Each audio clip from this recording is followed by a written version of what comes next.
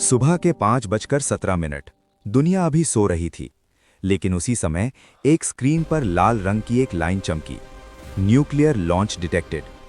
और उसी पल इंसान ने अपनी ही बनाई हुई दुनिया के खिलाफ सबसे खतरनाक बटन दबा दिया। कुछ ही सेकंड बाद आसमान फटा और एक ऐसी रोशनी फैली जिसने सूरज को भी पीछे छोड़ दिया।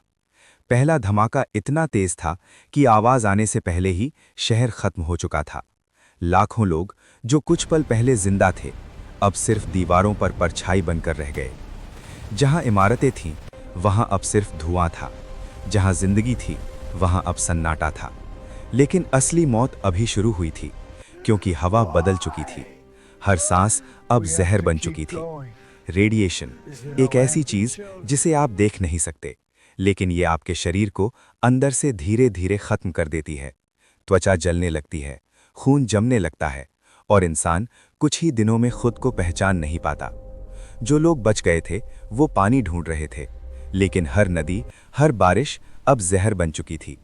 कोई सुरक्षित जगह नहीं बची थी, क्योंकि मौत अब जमीन पर नहीं, हवा में तैर रही थी। कुछ ही दिनों में आसमान ने अपना रंग बदल लिया। धुएं और राख ने सूरज को ढक लिया। दिन में भी अंधेरा छा गया। इसे न्यूक्लियर विंटर कहा जाता है, जब महीनों तक सूरज की रोशनी जमीन तक नहीं पहुंचती।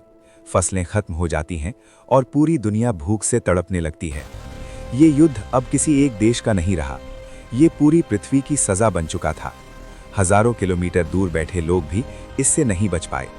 तापमान गिरने लगा, खेती बर्बाद हो गई, अनाज खत्म होने लगा। भारत भी इस तबाही से अछूता नहीं रहा। यहाँ भी ठंड बढ़ने लगी, फसलें खराब हो गईं, बाजारों में खाने की कमी होने लगी। लोगों के पास पैसा था, लेकिन खरीदने के लिए कुछ नहीं था। हर जगह डर, हर जगह अनिश्चितता। जब भूख और डर अपने चरम पर पहुंचते हैं, तो इंसान का असली चेहरा सामने आता है।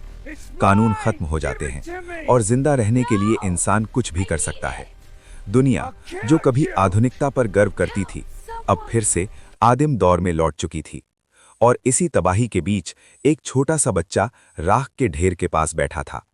उसकी आंखों में सिर्फ एक सवाल था, क्या ये सब खत्म हो गया? शायद ये अंत नहीं है, ये एक चेतावनी है कि अगर इंसान ने अपनी ताकत का इस्तेमाल समझदारी से नहीं किया, तो अगली बार ये सिर्फ एक कहानी नहीं होगी, ये हकीकत होगी। युद्ध कभी दुश्मन को खत्म नहीं करता, ये पूरी मानवता को खत्म कर देता है।